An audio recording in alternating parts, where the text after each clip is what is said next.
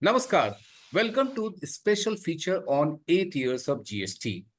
As you all remember, the GST journey of GST started with pooling of sovereignty in terms of taxation by central government and state government, and we got a new federal structure which is called GST Council.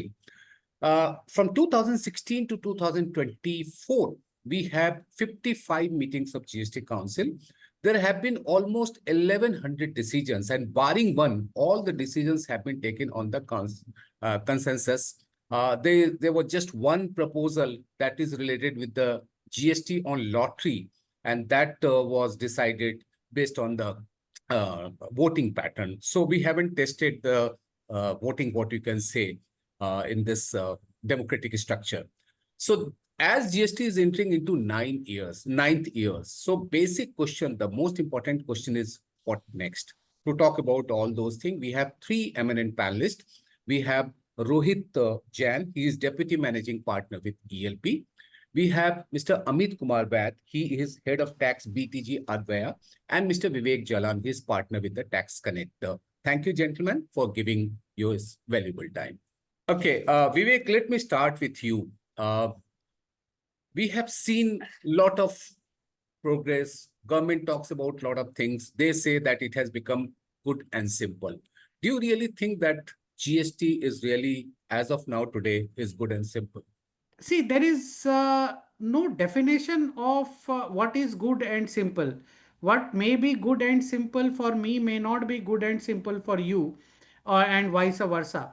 But certainly, a lot has changed over the last 8 years from the legacy regime.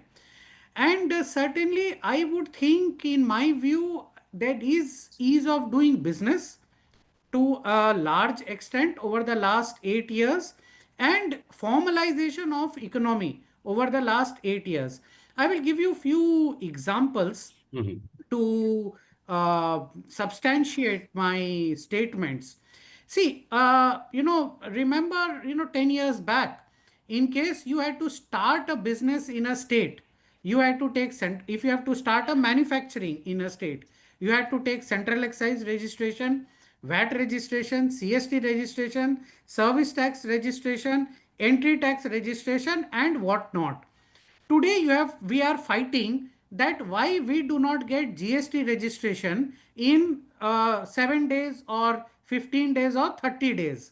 Mhm. From that regime where we used to take 2 months to get all these registration, or 3 months or maybe more, today we are expecting that our GST registrations, which is a single roof registration for all the large indirect taxes, that is received by and large in 15 days. The Mhm. government is also trying to ease it further. Returns for all of these taxes: entry tax different return, central sales tax different return, VAT different return, central excise, service tax, all different returns over a period of time. Today we have two returns in a month, and most of the data is auto populated. Mhm. Third, today, the biggest pain in GST, for which we do say that GST is not a very simple tax to have, the biggest pain, you ask any tax practitioner, you ask any industry, is if the supplier is not paying the tax to the government, why should I be penalized? Mhm. Right? This is the biggest pain point in GST.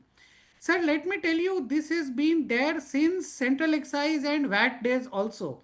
This was Okay. always the discussion. However, what has happened over the last 2 years, there Mhm. is a invoice IRA number, Mhm. e-invoicing facility for all those who are who have a turnover of more than 5 crores. So by and large, all the micro enterprises, barring micro enterprises, the small enterprises are also covered into e-invoicing.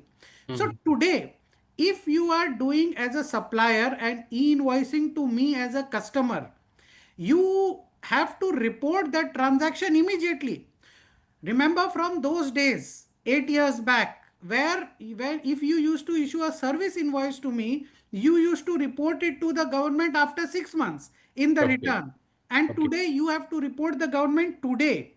Central excise after 1 month, VAT after 3 months you are reporting. Of course, you Mhm. are paying your taxes on a monthly basis, but reporting used to be done after 1 month, 3 months, 6 months. Here you Mhm. are doing it today. So the Okay. government knows today, and today you have invoice management system where even I as a customer would know today that Mhm. whether you have reported this invoice to the government. Of course, you will pay your taxes over 1 month. So in my Okay. view, sir, it Mhm. has certainly eased out a lot of things, GST. Of course, long way to go. And second, it has formalized the economy. Okay. Now, Rohit, I will come to you. If I just take two numbers, one, the GST registration, the number of assessee under GST is now 1.52 crore. At the same time, we are saying that seeing that e-way bill generation is more than 10, 12 crore, 10 crore, 11 crore. And every month it is recording a new high. Do you think that really we have achieved what we call as the formalization of the economy? I would certainly believe that we have achieved formalization of economy to large extent. Is Mhm. there still a gray market in our country? I think nobody can, ignore that or say there is nothing in terms of the gray market. I'll tell you now, you asked the first question and I'll also address this. Good and simple is from whose perspective? There are three stakeholders that one needs to really be mindful of.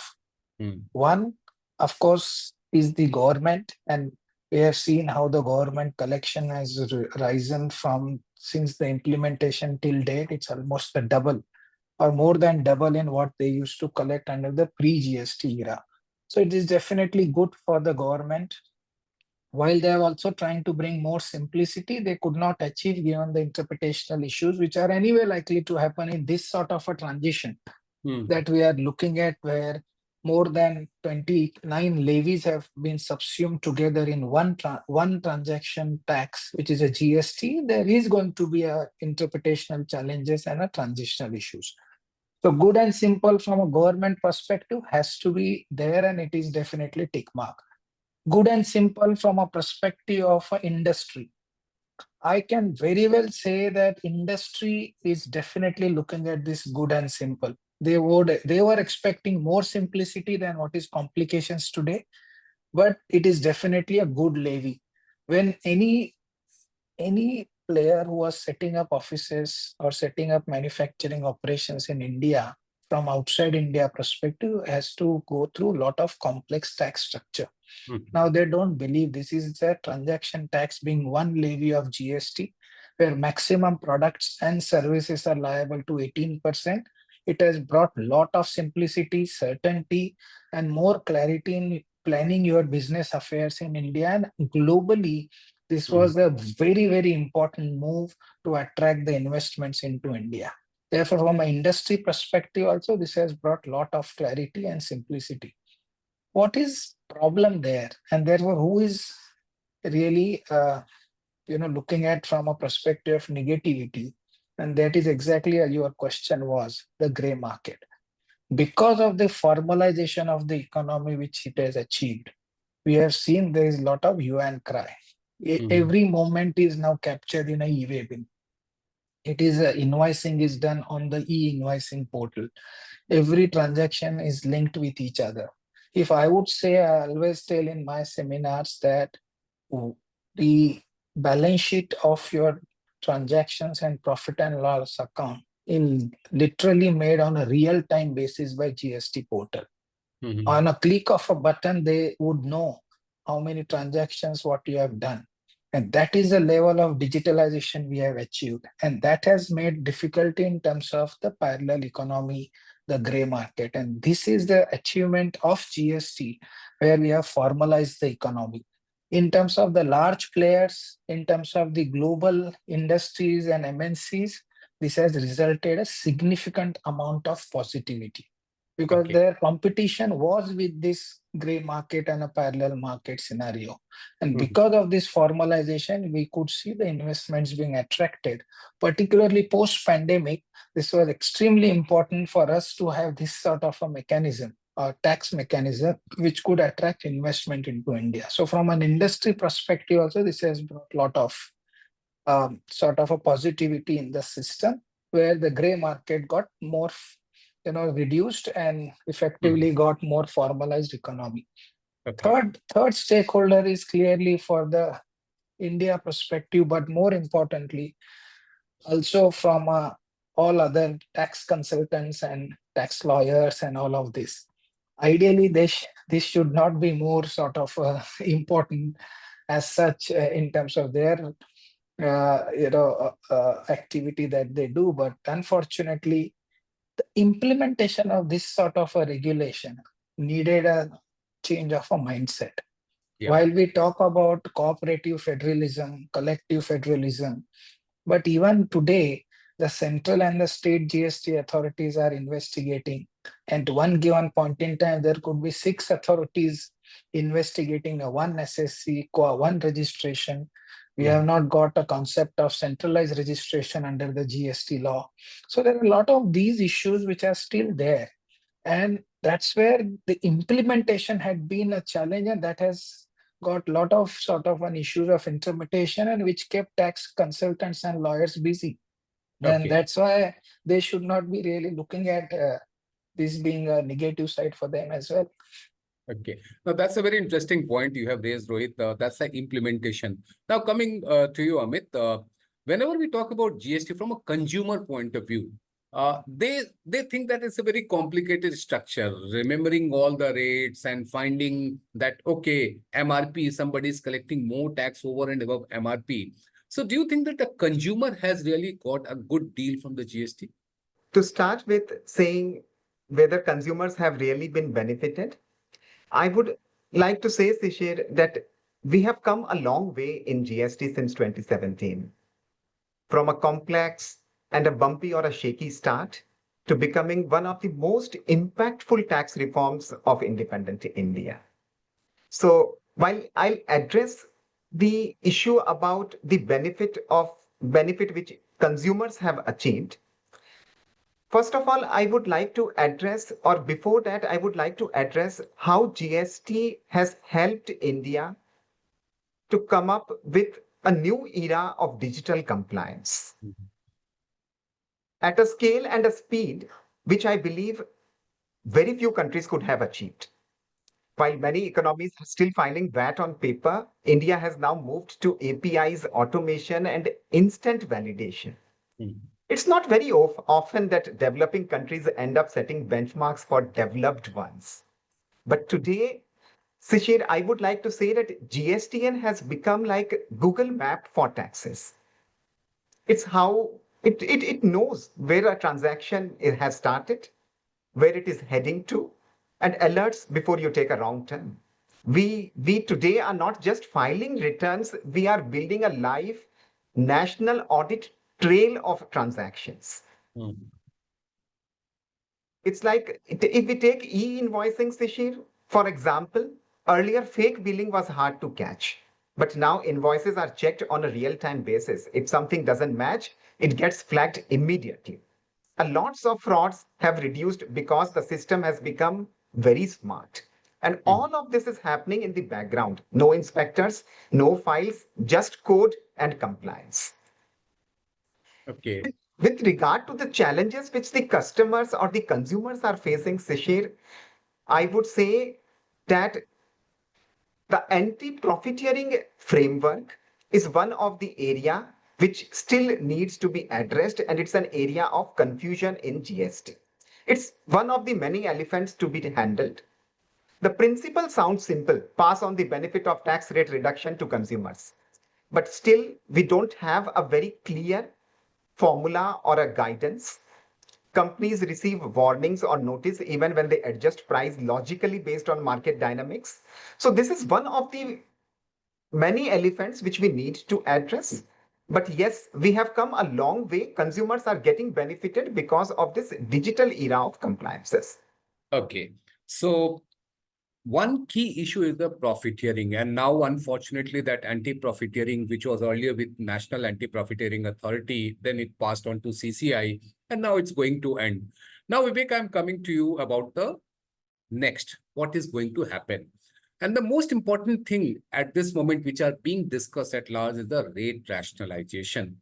Do you think that there are rooms available, or rather, I would say room available to the center and the states to cut the rate? In fact, better than any tax consultant, consumers can answer this question more, right? Because over the last few years, specifically last 2 3 years, we have seen so much of confusion. Whether you have a unsalted popcorn or a salted popcorn or a caramel popcorn, so consumers are confused, right? Whether if you are drinking a lassi, right, with kesar, whether it is a beverage or it is a dairy product, right? If it is a dairy product, 5%, it is a beverage, it is 18%. If you are eating masala dosa, you have a different rate. If you are eating rava masala dosa, it is a different rate. Popcorns, of course, you see, whenever you are entering a movie hall on a Sunday, certainly I'm sure now all the consumers, they must be thinking to take a caramel in their pocket and to purchase normal popcorns. So yes, the moot point is absolutely, sir. I would say this is the need of the hour. Number one is rate rationalization. Why do we need 5%, 8%, 12%, 18%, 28%? Of course, this 12% slab, this is actually not needed. Please merge 12 and 18% to 15%. If you remember, Mr. Shishir ji, in 2017, when the revenue neutral rates were calculated, 15% was the revenue neutral rate for GST which was calculated. Time is apt to bring that 15% merge 12 and 18%. And number two is certainty. Very, very important, sir. No, we are before the council. Now, I'll give you an example. Now, we have all been talking of a lot of wars in the geopolitical front. And this is the first time we are seeing drones being used for warfare, right? Widely. So now drone, there is a confusion. If it is a drone with a camera, it is with 18%, without a camera, 5%. Now, whether with a camera or without a camera, now that GST Council has to come out with a clarification. So certain it and for a businessman, Amit is here, he would certainly agree with me. For a businessman, just consider if he is selling 100 crores of drone today, and if he is charging 18 crore rupees as GST, nobody will purchase from him. If he is charging 5 crores GST, 5%, then 13 crores risk he is carrying with himself. So, rate rationalization and certainty, right, to bring certainty in the rates, that is of course the need of the hour. And by the way, we were talking about formalization in the last two questions. Now, and Rohit brought up a very important point that the government has a profit and loss account, everyday profit and loss account of business. Let me tell you, this profit and loss account has achieved more for income tax than GST itself. So from 2018-19 financial year, GST revenue has gone up from 11.5 crores to around 16.8 crores Yeah. in financial year 24-25. Do you know, in income tax, the revenue in 18-19 was 11.8 lakh crores, and today in 24-25, it is 22.3 lakh crores. So I think income tax has gained much more than GST from GST itself. So the Okay. government has a lot to look up for. Okay. Rohit, now one critical issue is the cess. Sorry, Sorry, there Amit. may be an important point here. Uh, just to add on, and I'm sorry I'm interrupting in between, No issue. on what Vivek just mentioned, and whether on your question, whether rate rationalization is feasible for the government. Now, Sishir, since GST started, one of the long-standing ask to see whether rates rationalization is feasible or not, one of the long-standing ask has been to bring petroleum and alcohol products under GST. These are significant contributors to cost structures, both as raw materials and logistic inputs. and keeping them outside the GST breaks the total input tax chain. Now, bringing them into the fold could improve the credit flow, reduce the cascading taxes, and even assist rate rationalization exercise and make it feasible to a long extent. Yeah, that's a very interesting point. But Amit, I think you must be aware that alcohol is constitutionally debarred not to be part of the GST under 101st Constitution Amendment Act. And in terms of petrol, diesel, natural gas, and crude oil, these five petroleum products, they are under GST. But the thing is that GST Council will decide that what will be the date from which that will be levied. So that's a very complicated structure, I believe. And that clarity should be there, like Vivek was talking about. Now, Rohit, I'm coming to you and I'm going to talk about the cess, which is going to end on March 31st, 2026. Now, there are a lot of discussions about that, whether it should be part of the rate. According to Article 280 and 281 of the Constitution, it very clearly says that cess cannot be shared with the state. Now, if you are coming with a new nomenclature, say clean energy cess or this kind of cess, then again there will be problem because the compensation cess was under a different law and it was for a specific purpose. Now, what should be the solution, Rohit? First of all, you are right, Shishir, that whether there need to be a cess now. Compensation cess got introduced for compensating the state on transition to GST. Now that period is over. We've continued with that for 8 years now. In the first place, there should not be any cess, as that is what industry is demanding today.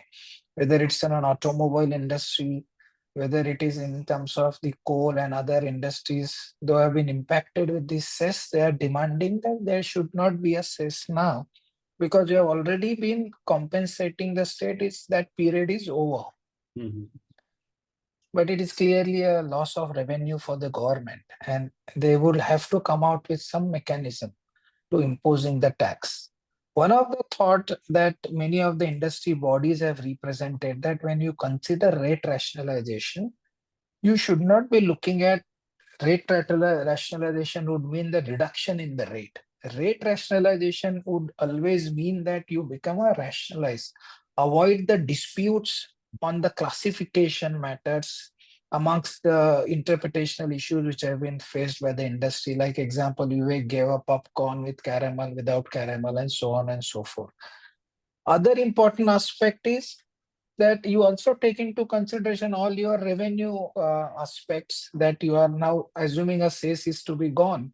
Then consider that as part of some mechanism as a revenue loss, and consider when you do the rate rationalization. It is not industry or a consumer always believe that rate should be lower, but that is not something you'll always set the purpose or set the objective what is been looked at it as part of rate rationalization. Therefore, I firmly believe that cess has to go, and cess, if at all it is contemplated to be a loss of revenue, somewhere it can be factored as part of a rate rationalization exercise instead of finding a new name to the cess and new purpose for the cess and so on and so forth. Okay, because under GST, I believe that the maximum rate can be 40%. So as of now, we have 28%. So there is a room available if we have to remove the cess and That's right. put it as a part of the That's right. the tax rate. That's Now, right. why I raise this question of reduction? I didn't use the word rationalize. I use the word reduction because everybody is saying that when the tax volume tax collection is so much. I mean, we are now into the phase of 2 lakh crore plus. So there is always a possibility of giving some relief. And in terms of the boosting the urban consumption, that is the way you can provide that. One way you have already done in the budget by reducing the income tax rate. So another way could be the providing through the GST. That is why I use the word reduction and not the rationalization. Now coming to you, Amit, one another issue is dispute. We have seen a lot of litigation during the last 8 years. If we compare with the income tax or even the previous regime of central excise duty, the number of disputes are rising every day. And the another critical factor is the AR ruling. one AR is saying this thing, another AR is saying this thing on the same thing. I still remember that the Papad controversy, whether it is a round one or the triangle one, every time there was a new ruling. So Amit, now GST Act has been operationalized. I mean, in terms of setting up it is yet to be taking up the matter. What should be the way to reduce the dispute? I'm sorry, my question was slightly long. I just gave the preface to that. What should be the way to reduce the number of disputes? So you are perfectly correct, Sushir. There are a lot of disputes. Litigations are rising day by day, and that's creating a lot of uncertainty, specifically various rulings by the AR. And there are various modes in which the government can handle them, specifically the AR rulings or the different levels of AR ruling. One of them could be a centralized advance ruling mechanism for multiple state players. So rather than having the way in which it is currently structured, a central authority could ensure that a uniformity in rulings is ensured. Mhm. That could be one of the ways which has been discussed and which is being discussed in the industry nowadays. And there could be a way whereby they can strengthen and activate the appellate AR. You could encourage faster decisions by AR and Mhm. introduce a timeline for their disposal, Mhm. promote use of something like video hearings to clear the backlogs, etc., and activate the appellate AR and strengthen that as much as possible. And other things could be by the government could be to publish as much as possible at the CBIC level or by the GST councils, FAQs, circulars, and sector specific clarification. As soon as the government realizes that there are different ARs, certain benches may have their own views, etc., or different benches may have their own views, they can publish a clarification, they can publish a circular, which puts this uncertainty to rest. But Okay. yes, it is very important to do this. Okay. Now, Rohit, final words. I mean, what are the two key things which you think should be in the year number 9, apart from the rate rationalizations? I would believe two critical things for industry as a whole, that at least one or two petroleum products should be introduced as part of GST.